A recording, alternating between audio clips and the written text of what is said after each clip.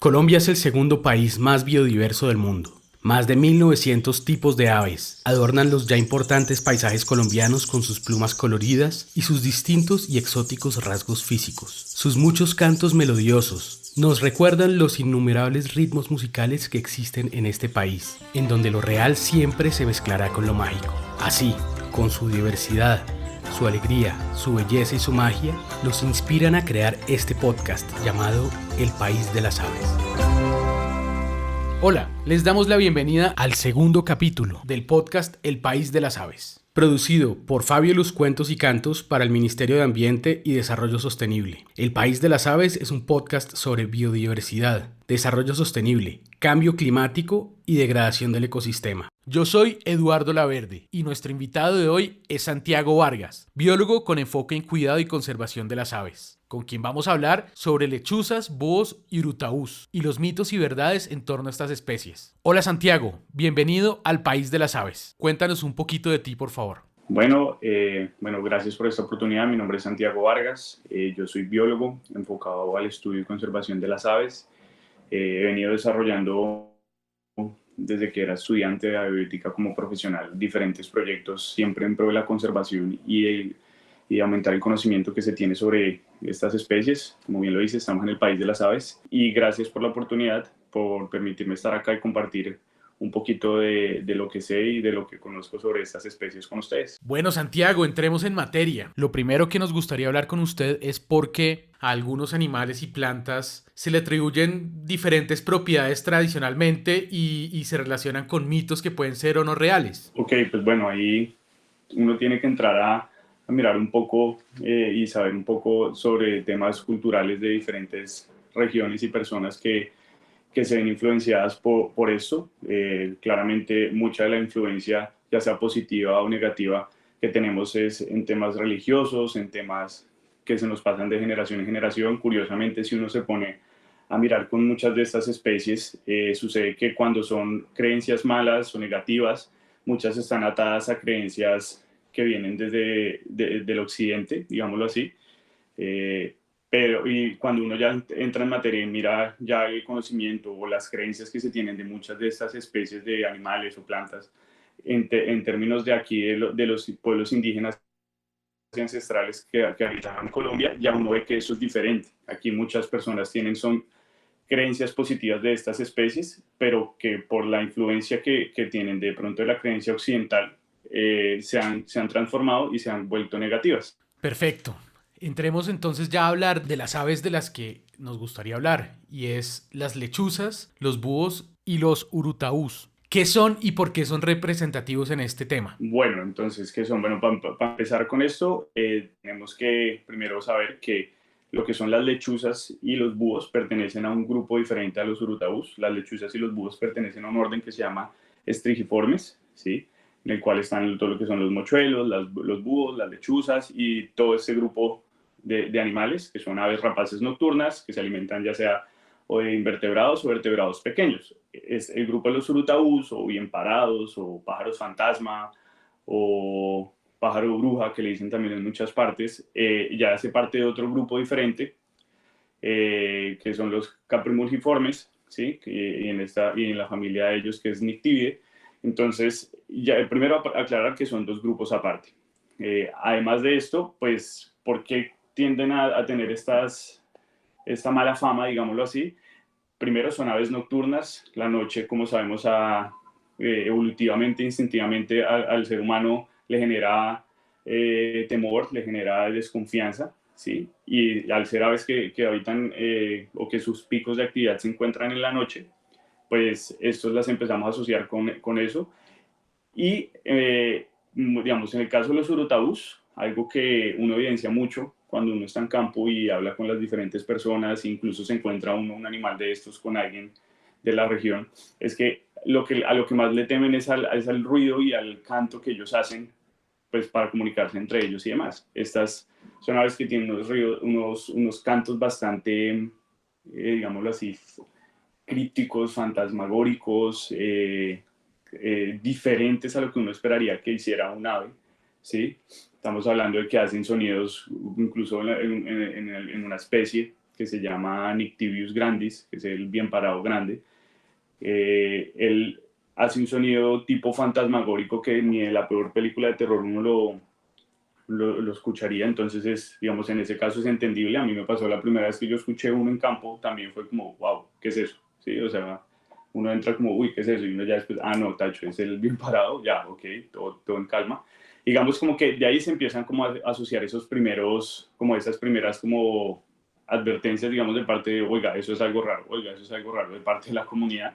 Lo mismo pasa con los búhos, el tema de los cantos y diferentes llamados que ellos hacen, hace que las personas les empiecen a generar como ese temor, pues uno estar en la noche, de pronto haciendo algún tipo de actividad o simplemente desplazándose a su hogar y escuchar estos ruidos, a la gente les genera mucho temor. Y ya de ahí eso empieza a evolucionar y a tergiversarse con de pronto algún acontecimiento que por mera coincidencia o por cosas del destino, es así de simple, le sucede a una persona cuando ve un bicho de estos. Un ejemplo, no sé, que de pronto yo iba caminando con mi papá y escuchamos cantar un búho, porque es normal que los búhos cantan todas las noches, incluso en las grandes ciudades como Bogotá uno sale y si está con la suerte que puede uno tener de pronto en uno de estos parques grandes que haya, uno se puede encontrar diferentes especies de búhos, o sea, los búhos están en todo lado.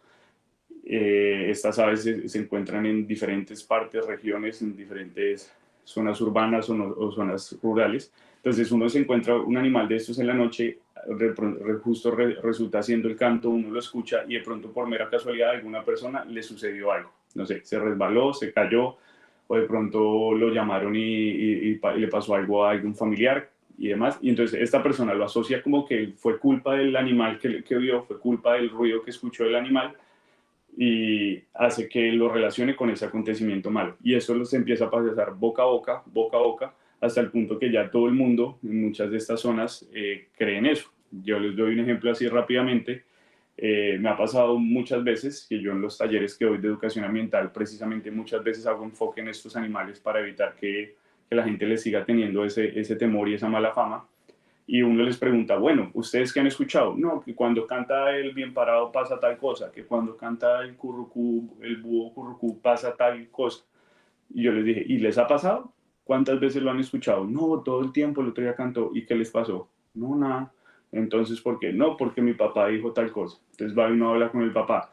No, porque mi abuelo decía tal cosa. No, porque sí. Entonces es como que esa mala fama se va pasando de generación en generación y es debido al temor de pronto del sonido mezclado con la noche y mezclado con de pronto incluso la figura que a veces es un poco extraña para ser un ave en el caso de los urutabús, que uno lo ve y mucha gente no sabe ni siquiera que eso es un ave.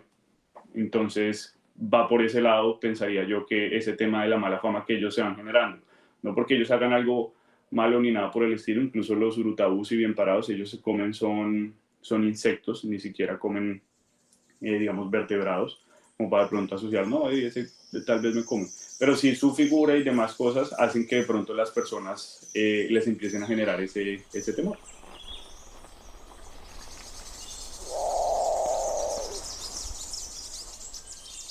Claramente, cuando hay temor, la reacción natural de las personas es como tratar de defenderse de alguna forma. ¿Qué afectaciones tienen estas especies en específico debido a estos mitos? Wow, bastantes, porque, bueno, lo que les digo, muchas personas, bueno, primero voy a enfocar en un grupo, les voy a hablar primero de los bien parados. Cuando yo he ido a campo y en las diferentes experiencias que he tenido y diferentes experiencias de las que también he escuchado, en muchas ven un animal de estos en la noche y lo matan, ¿sí? Cantó y van y buscan y lo matan, ¿sí? Tristemente ni siquiera es como, uy, cantó y no sé, yo me voy para el otro lado y me fui corriendo y me escondí o cualquier otra cosa. No es ese tipo de miedo, sino que ya es un miedo que junto con las creencias que después se van inventando las contras para que no pase lo que les está diciendo el augurio de haber visto el ave, es de pronto haber matado, vaya y mata al animal para que no le pase nada, vaya y mata al animal para que de pronto el familiar, el familiar no se muera, o vaya y cójalo y desplúmelo para tal cosa. Y es increíble la cantidad de veces que yo me he encontrado de estos animales en campo con algunas personas y después les pregunto, venga, ¿y siguieron viendo el animalito? No, lo mataron. ¿Y por qué? ¿no? Porque es que estaba llegando con augurios de muerte o estaba llegando con augurios de mala suerte, ¿sí? Y ya me ha pasado. Llego, les digo, ay, miren, ahí hay uno se da medio la vuelta y ya lo están tratando de bajar, lo están bajando a palo, le están disparando y demás. Y las afectaciones con este grupo en especial, de pronto no en todo el país, pero sí en las zonas donde son muy comunes, como son en los llanos, en algunas zonas de la Amazonía, de pronto hacia el Pacífico. Estas creencias que les comento han generado que tal vez no hasta el punto de llevarlos en este momento a un estado crítico o un estado de amenaza, digamos, pero sí está, o sea, sí en un futuro se puede presentar algún tipo de declive poblacional de estas especies por simplemente la mala fama y las creencias que tienen las personas al respecto. Con los búhos pasa algo muy similar. Con los búhos pasa que además ellos, bueno, los búhos tienen también la ventaja de que también en muchas otras culturas los tienen es como especies de, o sea, de que expresan sabiduría, ¿sí? Entonces, ellos como que se ven un poco más nivelados en ese asunto, pero también pasa mucho de que de pronto no los matan, no los buscan para matar, pero sí los ahuyentan y los quitan o los sacan del hábitat en el que se encuentran, ¿sí? Hace unos días, de hecho, estaba realizando un trabajo en uno de los predios que estoy trabajando aquí en San José del Guaviare, y estábamos de noche buscando búhos precisamente. Encontramos una especie bastante escasa para la zona en la que nos encontrábamos, se llama Cicaba ubula. Es una especie de búho grande y demás, bastante rara, es mucho más amazónica, y yo me encuentro en una zona que es como una zona de transición entre el llano y la Amazonía. Un registro muy interesante y demás, pero después de verlo, el mismo dueño de la finca me dijo, no, me va a tocar ahuyentarlo, no, me va a tocar yo no sé qué, ese no me trae cosas buenas acá, ese no, ese los augurios que me trae no. Y efectivamente después al otro día le pregunté que cómo les había ido y demás, y me dijo, no, bien, fuimos a espantar el búho, encontramos el nido y lo que hicimos fue espantarlo hasta que se fue, sin saber si el nido tenía huevos, si tenía crías, o puede que ahorita lo estuvieran empezando, pero es como que a raíz de esa mala fama que tienen, estamos, ya sea en unos casos, atentando incluso con la vida de los animales, o en algunos simplemente echándolos y botándolos lejos de nosotros, haciendo que ellos cada vez más y más tengan, o sea, se vayan agrupando en zonas más pequeñas del bosque, en zonas más pequeñas de la naturaleza, sin caer en cuenta que nosotros como personas somos los que estamos en su casa y en su territorio. Santiago, ¿de qué otro tipo de aves nos podría hablar que estén en una situación similar a la de las lechuzas, los búhos y los urutaús? Ok, a ver, hay varias. Uno se centra en estas porque son como las que en todo el país tienen como esta misma mala fama, pero hay varios ejemplos. Digamos, en muchas zonas de la Amazonía hay un ave que le dicen el ave macuá, el pájaro macuá, que es una especie de vencejo, ¿sí? Que son familiares de los colibríes, son muy similares a las golondrinas, que anidan en árboles o en zonas rocosas de acantilado y hacen su nidito, y el nido parece una lana. Muchas de las personas de esta región asocian, asocian este nido con un poder espiritual tremendo, y que, mejor dicho, para uno enamorar a una persona y hacer un amarre, consigas un nido de pájaro macuá y haga una preparación. Entonces, ¿esto qué causa? Que las personas busquen, pero se nos imaginan de la manera más desesperada, estos nidos, vayan, los quiten sin importar si hay huevos, si no hay huevos, si hay polluelos, si no hay polluelos, para hacer este tipo digamos, de rituales que incluso venden los nidos. O sea, uno puede buscar por internet nido de pájaro macuá y hay gente que los vende. O sea, es algo impresionante, y que son nidos que no son nada fáciles de encontrar, digamos, en campo. Y también esto puede estar causando de pronto algún tipo de afectación en el futuro a las poblaciones de vencejos. Otras aves son los cucos ardillas enanos, Coxicoma minuta. Estas especies también tienen una especie de canto, el cual, o sea, ellos tienen dos cantos, ¿sí? Tiene un canto que hace, un canto que la gente hace referencia a que es algo malo, y un canto que hace referencia a algo bueno. Entonces, en muchas partes lo mismo. Cuando hace el canto malo, pues madre, esa va a sacarlo a punta de bala, de lo que tengan ahí a la mano, palos, piedras, para que se vaya lejos, porque ese canto negativo ellos lo asocian con la muerte. Entonces, cuando hace ese canto, muerte. Y cuando hace el otro canto que tienen, ya es algo bueno y les va a traer buen augurio. ¿Qué es lo que pasa?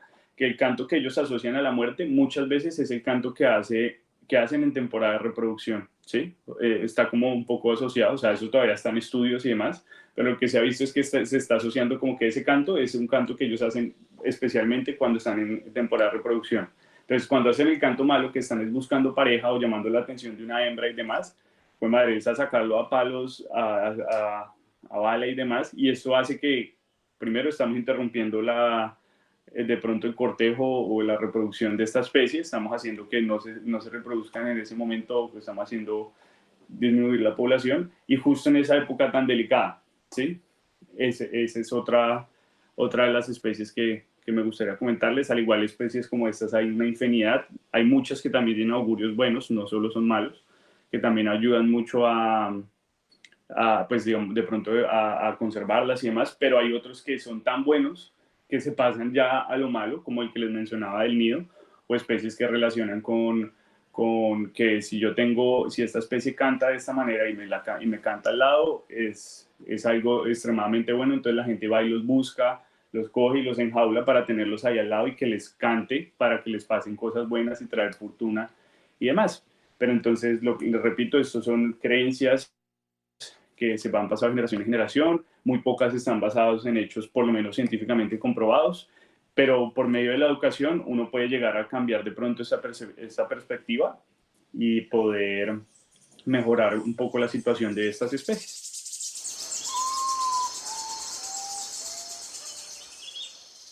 De acuerdo. Y frente a esto, ¿qué piensa usted que se puede hacer para mejorar la perspectiva que tienen las comunidades sobre este tipo de aves? Bueno, ¿qué se puede hacer? Lo principal, educación, ¿sí? Hay una frase muy bonita que es que uno no cuida ni conserva lo que no conoce. Sí, muchas de estas personas que yo les comento que tenían esa perspectiva después de talleres en los cuales uno les muestra, les comenta, les habla de estos animales, les empieza a hacer caer en cuenta que todas esas creencias simplemente son cuentos que vienen pasando de generación en generación y que realmente no es que realmente tengan evidencia o que ellos hayan visto o vivido que la presencia de este animalito les causó algo malo. Educación, principalmente con niños, ¿sí? Tristemente muchas de las personas ya mayores tienen un pensamiento ya muy rígido y muy cerrado al respecto y por más de que uno les diga y les diga y les diga y les diga, aún así van a seguir con su creencia y con su pensamiento al respecto y ellos van a seguir con el tema, pero uno enfocándose en niños y mostrando a los niños, miren, esto es un bien parado, un urutabú, esto es un búho, esto es una lechuza, ellos salen, las lechuzas y los búhos son controladores de plagas, ellos se alimentan de ratones y otros roedores, tenemos el lado de los rutabús, que son insectívoros, ellos se alimentan de insectos, pueden ser controladores de vectores de enfermedades y demás, y enseñarles como ese rol ecológico que ellos tienen y que en verdad no son nada malos, no son perjudiciales para nosotros. Podemos generar como esa empatía y ese gusto por estos animales que además son bastante curiosos y son bastante raros y hermosos de conocer. Esto puede ir cambiando y he evidenciado que cambia y en muchas partes donde me dicen que hacen esto similar, cambia. Entonces, eso primero, enfocarnos en educación hacia los niños para cambiar este pensamiento.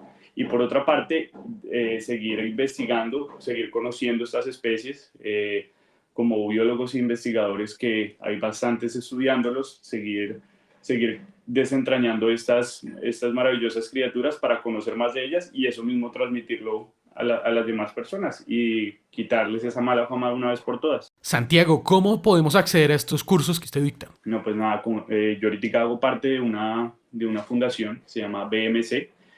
Nosotros, de nuestras misiones precisamente es educación ambiental. Yo doy la línea de educación enfocada hacia las aves.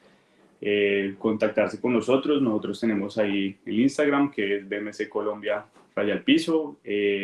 Nos buscan, nos comentan y nosotros lo hacemos de gusto. Nosotros queremos compartir esto. Nos importa es cuidar y salvaguardar estas especies y empezamos a cuadrar con colegios, con instituciones, con empresas, en cualquier parte del país. Nos hemos movilizado a diferentes zonas del país, mientras más lejos mejor, porque allá es donde más difícil es entrarle a la gente, cambiarle ese pensamiento, y allá vamos y hablamos con esas personas. Bueno, Santiago, muchas gracias por esta charla tan interesante. Hasta pronto. Este fue el segundo capítulo del podcast El País de las Aves, producido por Fabio Los Cuentos y Cantos en SoundLab para el Ministerio de Ambiente y Desarrollo Sostenible.